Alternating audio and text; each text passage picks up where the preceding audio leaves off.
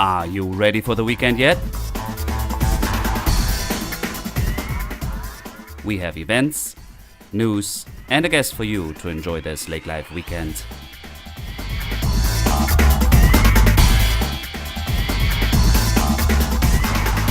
Hello and welcome to another episode of Lake Life Weekend Podcast. I'm Dirk, I'm your host, and we are in week 39, approaching another beautiful weekend with lots going on in Lakes Country. It for sure has gotten cold and it's fall. I actually turned on my heat already. I don't know about you, but it's unfortunate, but it's also nice. Many people I speak to love this fall season, and I do too.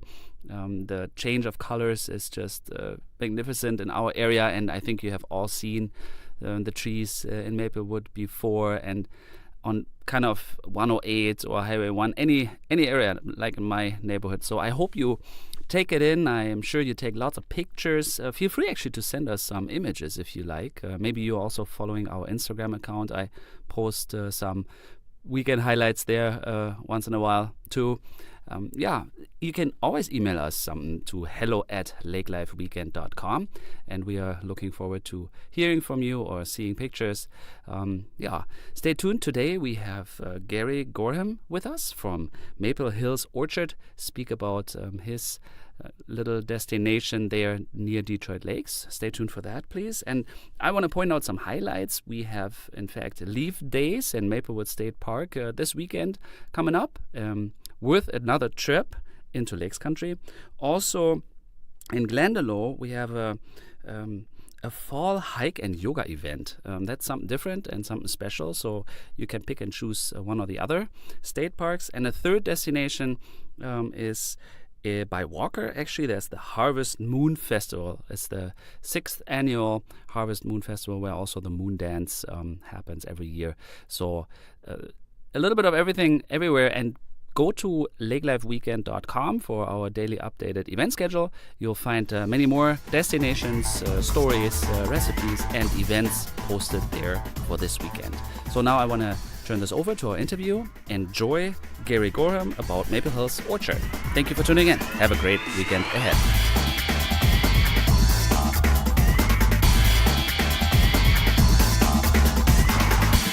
Welcome to our interview part. I'm here with Gary Goreham of Maple Hills Orchard. Hello, Gary. Hello, Dirk.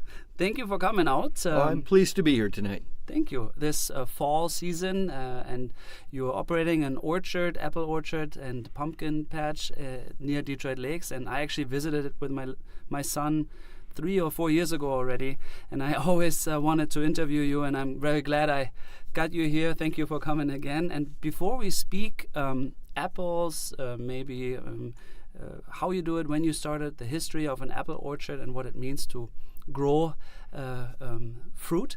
Tell us a little bit about yourself, where you're from, what brought you to the Detroit Lakes area. Sure. I am initially from South Dakota, and I grew up on a farm near Langford, South Dakota, which is in the northeast corner of the state. And after my parents left the farm, we moved to De Smet, South Dakota high school. I went to South Dakota State University and then on for other schooling here and there. And eventually ended up at North Dakota State University in Fargo in 1985. But having been an old farm boy, I've always wanted to farm. And so this was my opportunity, and I knew that as a faculty member at North Dakota State University, it would be very difficult to farm full-time. And I thought, what could be more difficult than putting a stick in the ground and watching it grow? And I've had quite a learning experience along the way.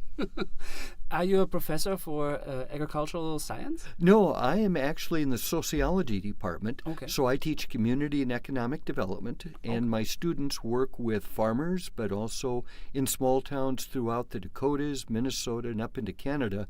I tell people that my job and my students is to help save rural America. Okay, very interesting. Okay. Rather grandiose, isn't it? Yeah. No, rural America. I am on that thoughts that we will have a renaissance of rural America coming in the next 10, 20 years. The big cities are challenging. I don't want to say dangerous, but they are challenging, big and noisy. And I think we will go rural and small town very much more than already, because the small communities are growing. Certainly in our area they are, with Perham, Frazee, Detroit Lakes, and in the area. We see many people are moving into our area, and that really becomes a good part of our customer base at Maple Hills Orchard. We started the orchard in 1999. We had looked for really quite some time for a piece of land that would support an orchard. And we came across this parcel near halfway between Detroit Lakes and Frazee. And the following year we started planting trees. As we planted a variety of apple trees, as fast as we could put them in, the deer came right behind us and ate them right off. So first learning experience. It was, as I mentioned, we've learned a lot along the way. So one of the things that we did was to put up a 10-foot deer fence all the way around the orchard itself, and that has been very, very successful to keep the deer out. Okay. And so you're close to Detroit Lakes. How many acres of land do you have on your orchard? The pumpkin, or the orchard itself, is 7 acres. Okay. And we've had about 600 trees on that, and a variety of apples. Our earliest apples are the Northern Sweet, and that's almost a yellowish red apple. It's sweet. It's an early season, which makes it not a long-lasting, but very tasty. And then the Zestar comes in, and I call that our early season Honeycrisp, because it's crispy, it's sweet, it's juicy, and as an early season apple, it needs to be eaten fairly soon. It doesn't last as long as the Honeycrisp. But then we have other apples that come out until the very end, and that's when the Harrelson, Honeycrisp, Fireside, and the Snow Sweet are all available. And we are just now out picking the Honeycrisp. You say that so as if I was talking about ice cream, but I didn't even know there were that many apple varieties. So I learned, okay, there's one variety kind of like starting early, mid, and late season, so that we have an apple at all times? That's exactly it. We do have the early season, and typically early season apples are a little softer, but they're very sweet and flavorful. I would have to say they're very aromatic. And they go from, in our area, early September until mid-September. Then we have our middle season varieties, and that is when one of my absolutely favorite apples comes out, and that's the Sweet Tango. And the Sweet Tango is the child of the Honeycrisp and the Zestar. Those two are the parents, and that one comes out. So it's the kind that when you bite into it, it's like a stick of dynamite in your mouth. It just explodes with juice, and you almost have to swallow. It is so flavorful and so explosively tasty. So you have 600 trees of at least 8 varieties, or how many varieties? Well, right now we have 8 that we are marketing. One of our early seasons that extends for a while is called the chestnut apple. It's actually a crab apple, and all that means is that it's under 2 inches in diameter on average. Now, many people will think of a crab apple as a bad apple or as something really sour, but that's not at all the case. This is very aromatic and tasty. They're usually about 1.5 inches in diameter, and the children really like it. The parents like it because they don't end up wasting it. They can give the child 1 or 2 of them, and they are there. So those are some of the mid-season apples. So, are you?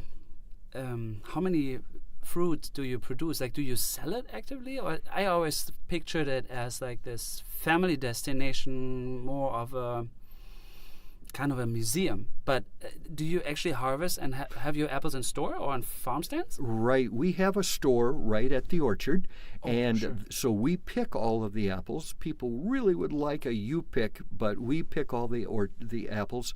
And they're all on dwarf rootstock. And what that means is that the trees are very, very short, that none of them will get over 8 or 10 feet tall. And that way I don't have people up on ladders falling off. You can pick right from the ground.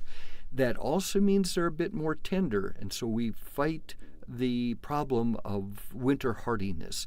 We do lose trees in the winter, so I have to end up replacing them over the course of time. Oh yeah, so that was one other question that I had. So farming, like operating an orchard in Minnesota, to the harshness is challenging. It is, and kiddingly, I say that God never really intended apple orchards to be this far north, but here we are anyway, defying all of that. But we do have to remember that there's another country just north of us that also grows apples, although most of them are going to be smaller apples. There are varieties that are developed, the Goodland and others like that. Many of them were developed in Ontario, but certainly in Manitoba, they grow them as well. So we are not unique in that sense. But also, if you were to follow around the globe and put your finger right on Detroit Lakes and Frézy, follow that around, we end up right at the Riviera of France. Yeah. That's where we're at. So all of the England and Germany and all of them are way north of us yet, and they are big apple growers, Poland especially. Okay, I did not know that. Poland also. So you started almost 20 years ago. So as a 20th anniversary coming next year, I understand, 99 to 19. That's true. And I actually planted an apple tree when I lived in Fargo with my son. And it never got a fruit because I think they have to have a certain age, yeah? Is it 8 years? Like how old does a tree need to be? In southern Minnesota, they grow trees very much more rapidly. And so they could have a tree in production in 3 or 4 years without much difficulty.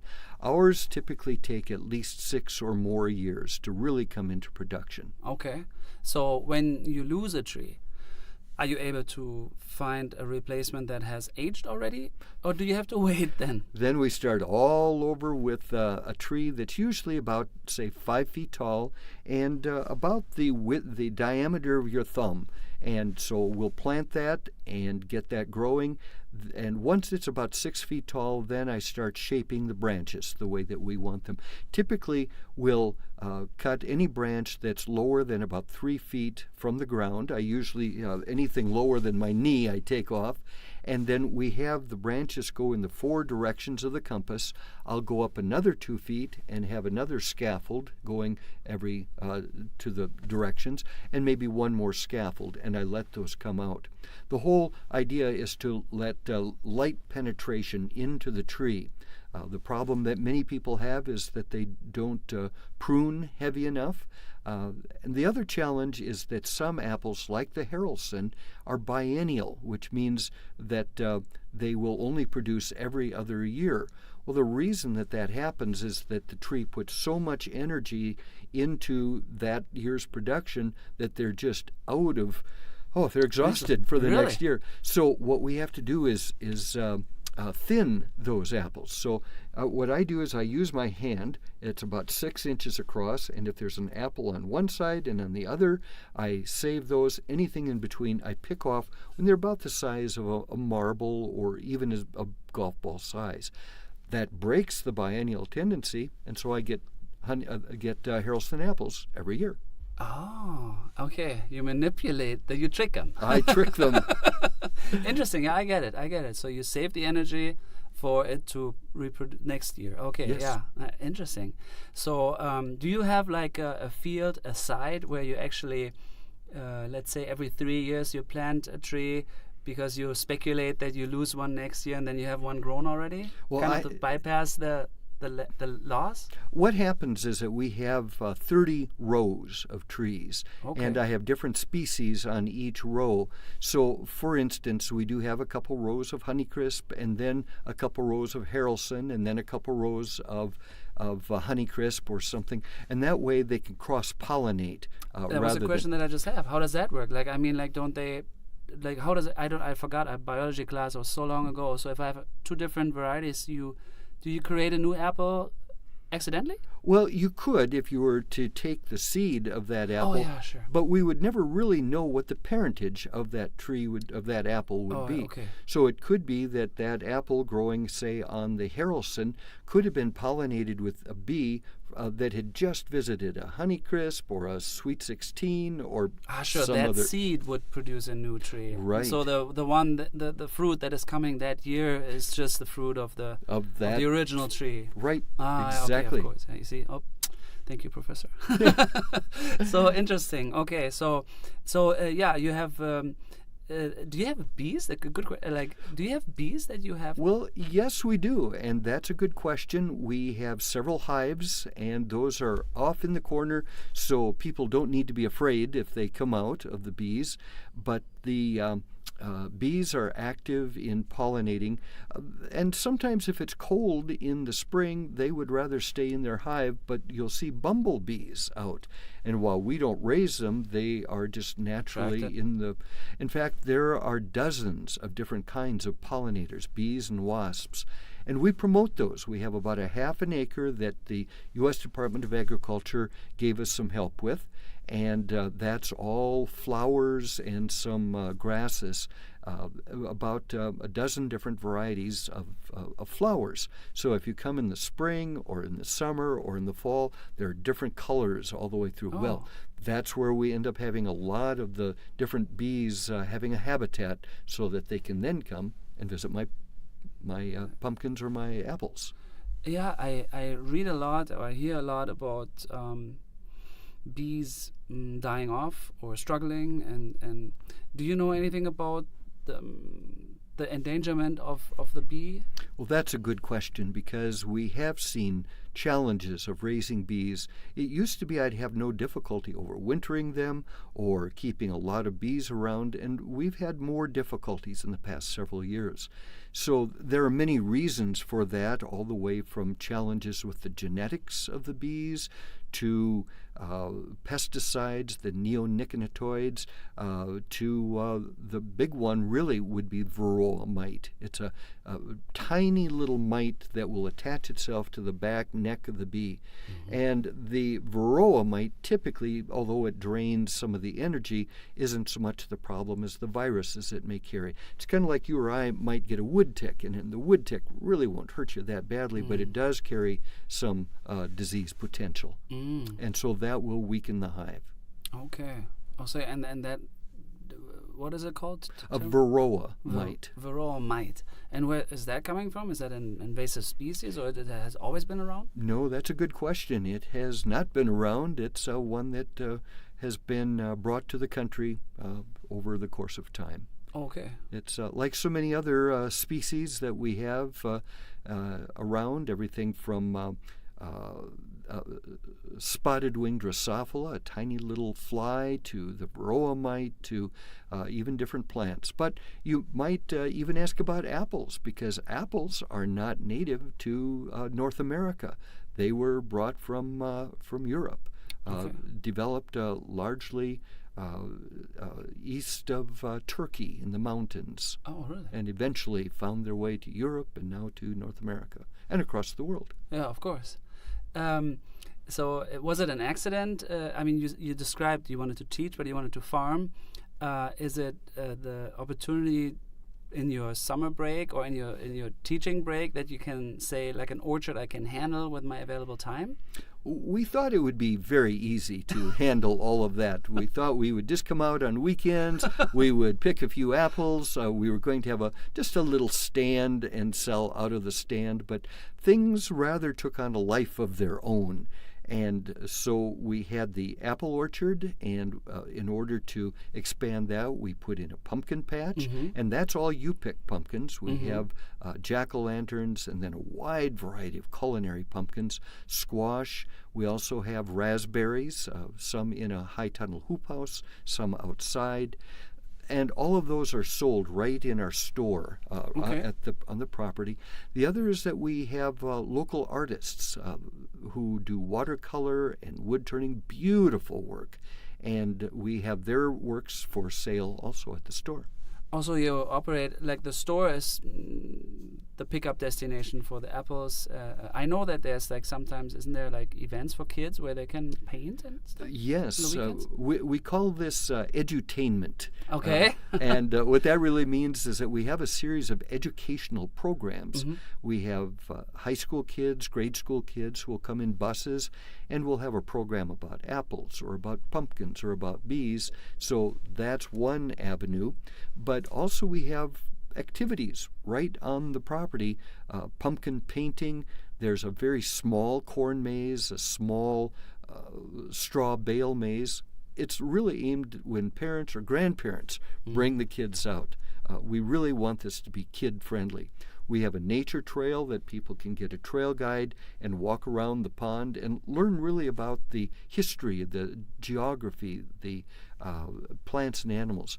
And we have now a little meditation labyrinth, so you can walk through the labyrinth and just have a relaxing, refreshing time at that too. There's more than I remember or than I actually saw. I didn't know you had a pond, and it sounds more like a park than I only saw the patch. Yes. So you have way more acreage. You'll need to come back again. I will. What's the overall acreage of your? Totally, we have 30 acres. Oh, okay. Oh, that's way more than the 7. It's 4 times as much as the production area is only a quarter, less than a quarter than of the whole. So there's 7 acres of the orchard, 2 acres of pumpkin patch, and then we drive through that on what we call the apple trolley, and it's really an old float that had been in Mitchell, South Dakota with the Corn Palace. We brought that up and changed the format, painted it red, white, and green, and kids will pile on that and we'll drive them through the orchard, through the pumpkin patch, up to the top of a big hill, take a loop, and come back. And from that perspective, they can see nearly 2 miles in a couple of directions, which is beautiful as all of the leaves are changing color. Right now, yeah, absolutely. Getting back to the apple, an apple a day keeps the doctor away. There is an old saying, I believe. Yeah. Well, so what's all in it? What does it make it? It's a healthy food. It's a very healthy food, and it is high in vitamins and minerals. It's also high in fiber. So probably one of the reasons it would keep the doctor away was just to keep you regular. So during the season, I end up eating many, many apples every day, mostly to taste and make sure that they're ripe or ready. If there might be a bird peck in one of them, I hate to see it wasted, and I can't sell it, so I'll cut the little bird peck off and eat it myself. I think today I had 5 apples already. I should have brought some for you. When you come out, Derek, I'll get some for you. Okay, thank you. No, so vitamins, fiber, yeah. Do you also juice them? We do. And there are concerns on that. We juice them for ourselves, for the house. I will usually take leftover apples at the end of the season or damaged apples and make cider, and we'll usually end up with 20 gallons. We'll freeze that and have that for ourselves. The large producers need to pasteurize the juice or use ultraviolet light in order to kill bacteria that could make people sick. Oh. So we are reluctant to offer that, and it's very expensive equipment, so we're not prepared at this point to do that. If someone wants to take their apples home and juice them, there are ways to process them, and it does make wonderful juice. Yeah. It just takes a lot, right? I mean, there's quite a few apples necessary for like a whole liter, or we estimate that it takes almost a bushel to make a gallon of juice. Bushel. That's a lot, isn't it? Yeah, well, it is. That would be about 40 pounds. Okay, 40 pounds. Okay, yeah. So pumpkin season. What are the seasons? So you mentioned, I think, September, mid-September. And when is the first time you harvest an apple? Is that September? So right now? For us, it is. We try to maintain our season in September and October. just because I do work at the university, and so I need to make sure that I pay good attention there. So we try to break that into 3 seasons in September through October, early, mid, and late. And the early part of the season, we really don't have pumpkins ripe yet, so until mid-September into October. But many people really want to get pumpkins, so we don't open the pumpkin patch until the demand is there. They almost have to pound on the desk to say, please open the pumpkin patch. And we'll look out there and say, oh my goodness, there are no pumpkins this year. The canopy of leaves is usually about 2 or 3 feet high, and you can't see underneath all of that until it starts to dry out or we have a frost, and then the canopy goes down, and then you say, oh, look, it's an ocean of orange under there. And at that point, then we go out and actually clip all of the pumpkins ourselves and then straighten them up so that they're standing. I typically have some high school kids or some junior hires come out, and I call it clip and tip. So we clip them and stand them up, and then we'll go have hot chocolate or something after that. It's fun. So you're opening and then you shut down. I mean, the season for pumpkin is it the peak is Halloween, or? It is, and we go up until Halloween, but our plan is usually the week before Halloween is our last weekend. Mm-hmm. And when we run out or if they freeze, and freezing is a real challenge. If we have a frost, that really won't hurt the pumpkins that badly. A hard freeze, and they're pretty much done. So we watch the weather very closely, and if it appears that it will be a hard freeze, we go out to the field, gather them all together, and put tarps over to keep them safe, or we bring them back and put them in a greenhouse. Have you ever had baked apple? Oh, I love baked apple. Okay, good, yeah. And what I'll do is take some of my favorite kinds.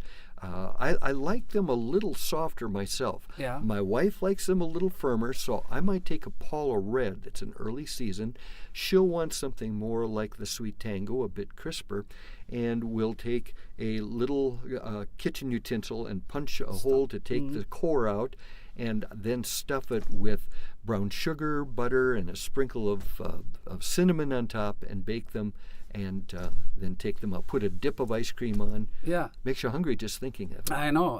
And in Germany, it's a tradition in the Christmas markets. Is it? Oh, yeah, absolutely. And then we actually have, I don't know what marzipan is. It's like this, it's like a marzipan. It's a filling.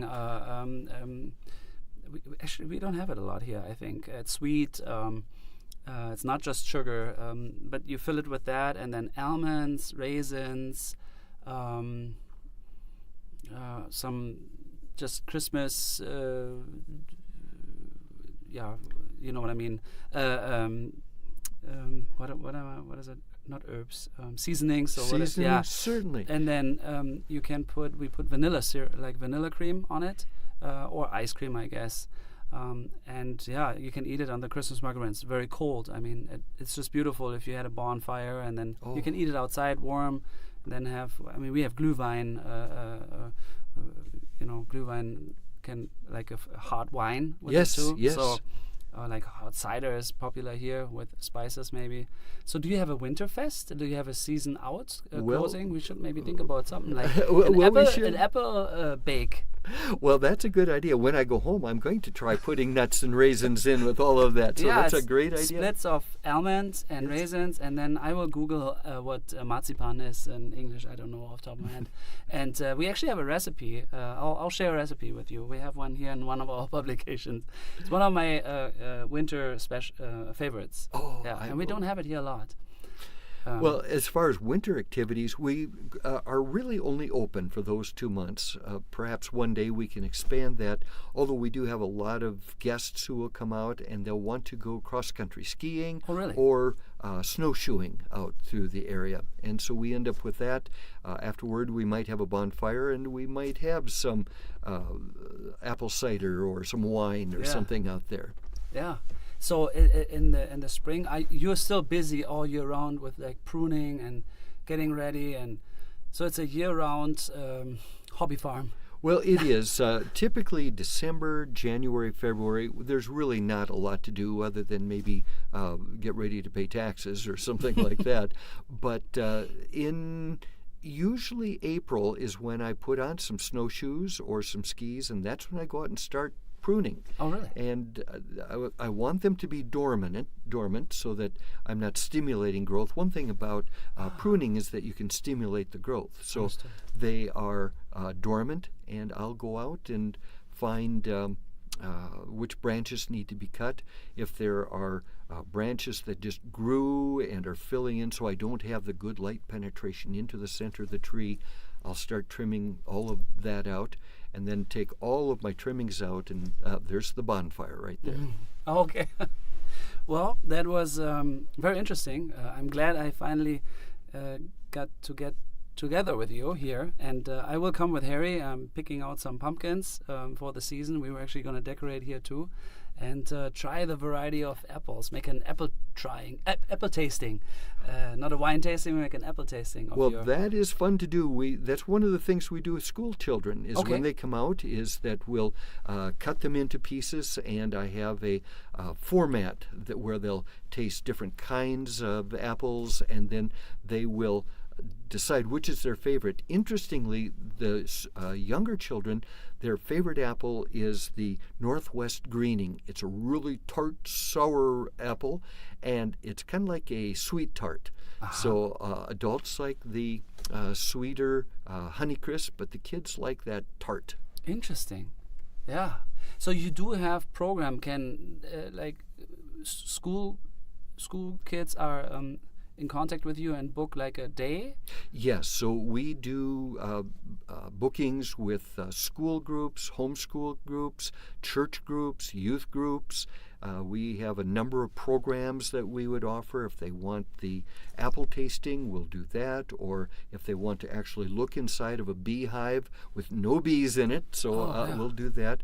Or if they want to talk about pumpkins and the fact that it's a dioecious plant, which means it has both male and female flowers on it, and it's pollinating like that. I didn't know that either. We talk about that. And in fact, the flowers in the Mediterranean, they dip it into a batter, deep fry it, and they eat the flowers. Huh. Interesting. It's fun. Yeah, it is. So I see maplehillsorchard.com is your website, which gives all kinds of details. Do you have a Facebook page too people can find? We have a Facebook page. We have the website, and we always tell what's available on the weekend. So we'll tell what apples, what's open, and invite people out. People put their pictures on there so then they can see what other people think of being out at the orchard. Yeah, well, thank you very much, and I hope people will come visit you. Have a wonderful fall season. Thank you for coming. Thank you, Dirk. I appreciate it. Thank you. Bye-bye. Yeah, this was already our newest episode of the Lake Life Weekend podcast. We sure hope you enjoyed it. Tune in again next week with another great guest and updates. Always check out our website, lakelifeweekend.com, and if you have some comments, please feel free to email us at hello@lakelifeweekend.com, and you have a wonderful weekend ahead.